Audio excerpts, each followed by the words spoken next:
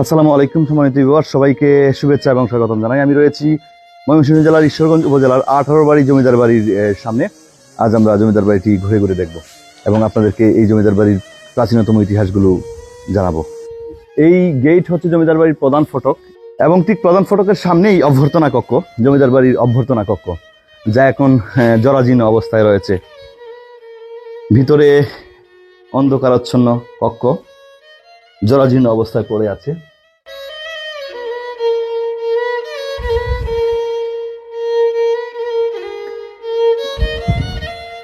আঠারো বাড়ির ইতিহাস সম্পর্কে আমরা যতটুকু জেনেছি, যশোরের জমিদার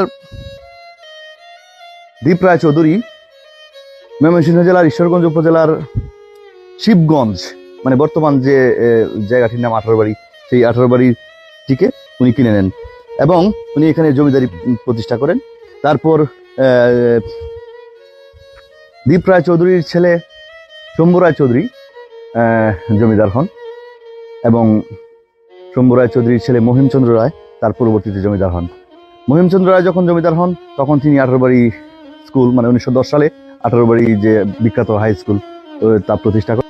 জমিদার মহিমচন্দ্র রায় চৌধুরীর কোনো পুত্র সন্তান না থাকায় ময়মনসিংহ জেলার নামদাইল উপজেলার খারোয়া ইউনিয়ন থেকে একজন ব্রাহ্মণ পরিবারের ছেলেকে দত্তক এনে নাম রাখেন প্রমোদচন্দ্র রায় চৌধুরী এবং পরবর্তীতে মহিমচন্দ্র রায় চৌধুরীর পরে এই প্রমোদচন্দ্র রায় চৌধুরী 18 বাড়ির জমিদার হন এবং প্রমোদচন্দ্র রায় চৌধুরী 18 বাড়ির সর্বশেষ জমিদার ছিলেন। 1947 সালে দেশভাগের সময় জমিদারি প্রথা বিলুপ হওয়ার পর তারা সপরিবারে এখান থেকে চলে যান।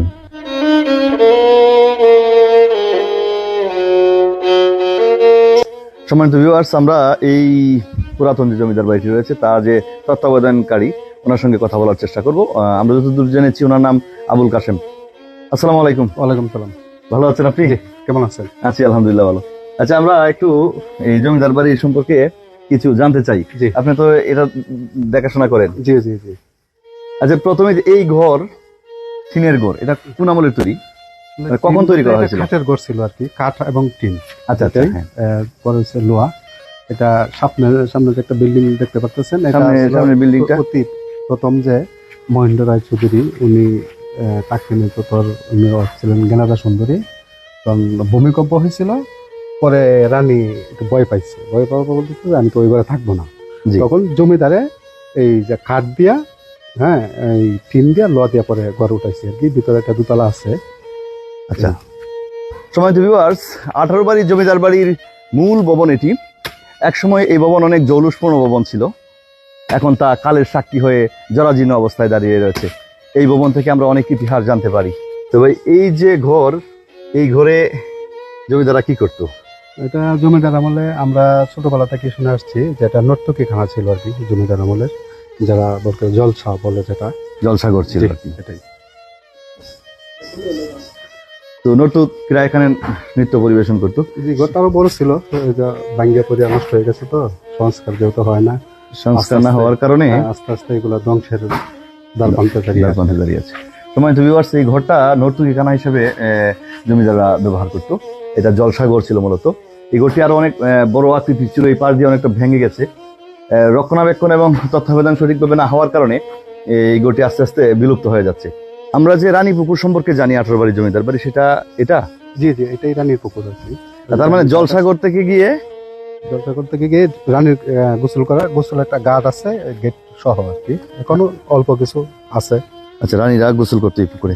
তো এই রানী পুকুর অত্যন্ত বিখ্যাত 18 বাড়ি জমিদার বাড়ি এবং অনেক সুরক্ষিত, চারপাশ দিয়ে দেওয়ালে আবৃত।